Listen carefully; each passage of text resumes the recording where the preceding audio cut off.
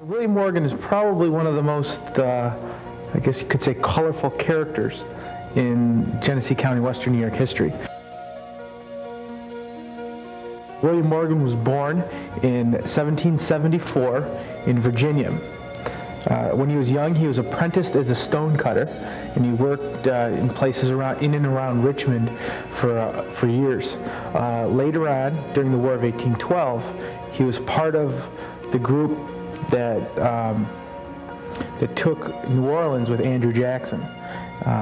Although some people call him Captain William Morgan, we're not sure if he was really a captain or if that was just something that he told people he was.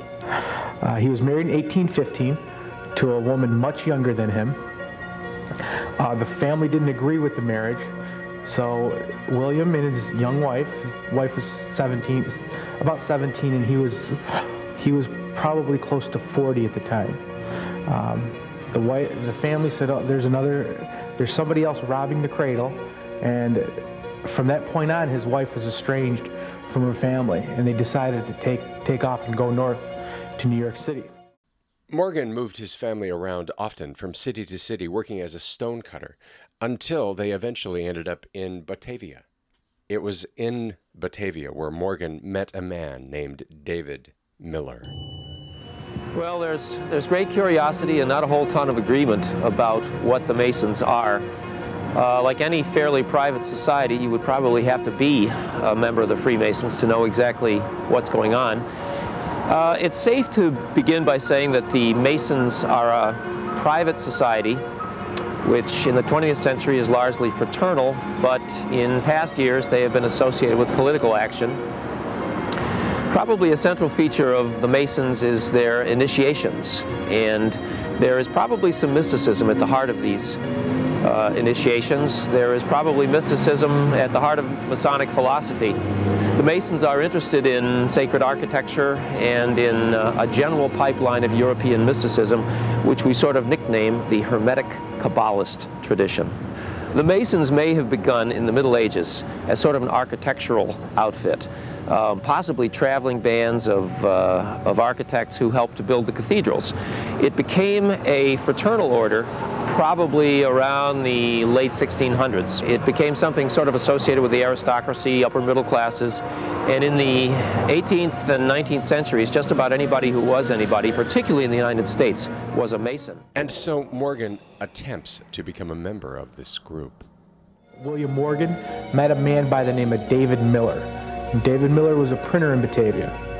And David Miller is eventually the man who was going to print the Morgan expose of the Masonic Order.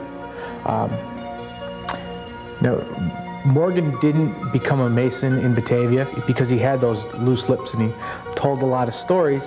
And if you put that on with the fact that he used to drink a lot, the Masons were worried that he would someday, get drunk in a bar and tell everybody the Mason secrets and things that went on in the Masonic Order. In many quarters, William Morgan's expose of the Masons is looked on as a great warning cry to the rest of civilization. But actually, when you take a look at the book, you realize that there's almost none of that element in there. And also, the motivation was almost certainly to make some money. William Morgan was not very successful as a businessman, and he had a wife and a small child to support. So I think his motivation was exclusively financial. When you take a look at what was originally printed for William Morgan's expose, you don't really find too much new. There had been exposés around for years of the Masons, and you could have found anything you wanted to know about them from a number of sources for at least a century before that. Furthermore, the things Morgan reveals in his book, the handshakes and secret grips and passwords and all that, it wouldn't get anyone into a Masonic lodge for longer than 15 minutes before they were figured out as an impersonator. So there isn't really a good reason for somebody to get killed over that thing. So they wouldn't let him in. And then he said, well, if you're not going to let me in, I'm going to expose your secrets. Morgan was taken to Canandaigua because at one time he was staying at a tavern in Canandaigua and he borrowed a shirt from the owner. And this was 2 years later that he didn't return the shirt, so the owner called the sheriff or the police, or the authorities at the time, and had him arrested. The sheriff at the time was out of town, so he had to spend the weekend in jail. And Monday came along, and some of his so-called friends posted bond, and that was the last he was seen in public. The most popular theory is that they took him from Canandaigua to Victor through Pittsford, up to Rochester, along Ridge Road, and there's pretty specific documentation that he was actually in Fort Niagara. They went and talked to the man who operated the ferry between Youngstown, or the fort here actually, and Niagara and the Lake, who was also, amazingly enough, a Mason naturally, and quickly agreed to give them a boat. They paddled across the river, but apparently the Canadians weren't ready to take him. And they returned here and were somewhat confused what to do with him, and decided then they would come up and see whether or not they could find a place to have him held here.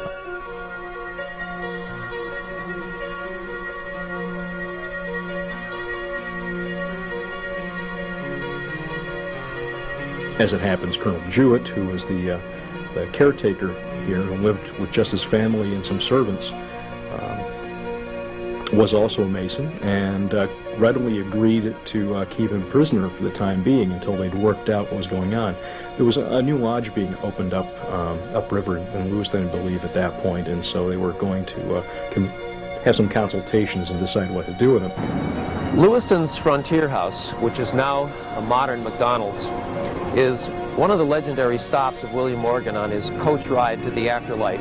It's along the Ridge Road, and in a way it would have made a likely stop, but if William Morgan was kept at the Frontier House, he was experiencing the finest hotel accommodations we had at that point in time. There are paranormal rumors about the Frontier House. Probably the reason they associate these mysterious dockings and occasionally apparitions with William Morgan is because he's the most famous person who was ever kept there. There's no evidence that he was killed there, though. As a matter of fact, most people believe that William Morgan was kept after that. After his stay at the Frontier House, William Morgan was kept at Fort Niagara, probably in the gunpowder room, and that he was probably knocked off and thrown into Lake Ontario. So he wouldn't have been killed at the Frontier House. And it's funny, one of the rumors of accounting for the appearance of William Morgan at the Frontier House is that he's looking for his former captors. But the last I heard, he was trying to get away from them. So that's an unlikely rumor in my book. Jewett decided to have him locked into the magazine, which was thoroughly empty at that point. Been built by the French just in the middle of the French and Indian War in 1756, and it was meant to be the main supply of gunpowder and ammunition for the fort and its garrison. When the incident takes place, it was one of only 2 years in that period in which there was no actual U.S. Army garrison. Over the course of the several days that he was held, one of Jewett's servants, or a slave, actually carried meals over to him, and one evening while she was on her way back, in fact, from the village of Youngstown, rather than on the way to deliver a meal, heard him screaming and yelling. And, you know, this is 19th century melodrama, of course, murder, murder, bloody murder. By the time she goes and gets Jewett, and they get the key, and they come back and they open the magazine, he's nowhere to be found. What I think happened is that they came over to Fort Niagara, roughed him up a little bit. He was an older gentleman at the time, and he had an unexpected heart attack. And then they got stuck saying, okay, what are we going to do now? He's dead. And so I think they probably took him out into the river, either out into the river or out into Lake Ontario, and dumped the body.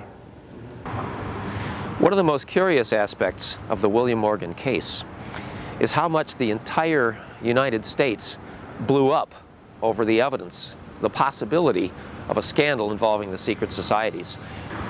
People were very susceptible to conspiracy theories, and so when it appeared that we had one, when it appeared that we had a scandal on American soil, people were up in arms. One of the most interesting aspects of the fallout from the William Morgan affair was the formation of an American political party called the Anti-Masonic Party, which actually incorporated and ran candidates in many state elections. The Anti-Masonic Party actually came within just a few thousand votes of electing the New York State governor at one point. And anti-Masonic furor didn't really die down until the start of the Civil War. Morgan's monument still towers above a Batavia cemetery, erected by the Masons themselves, probably gritting their teeth, less a tribute to the contentious boozer than a hope of repairing their own image. They say that sometimes, even yet, beneath the apple blossoms in the orchard, a lamb is born with a thin red line about the white fleece of his throat, as all lambs were born in the spring that followed the fearful murder over 100 years ago. And they say that after a hot September day of toil, they sometimes wake to hear the beat of hoofs, muffled by dust, though now the road is paved. And that if they dare to look out, they may see by moonlight a carriage, curtained black, drawn by a steady trotting team, westward through the night.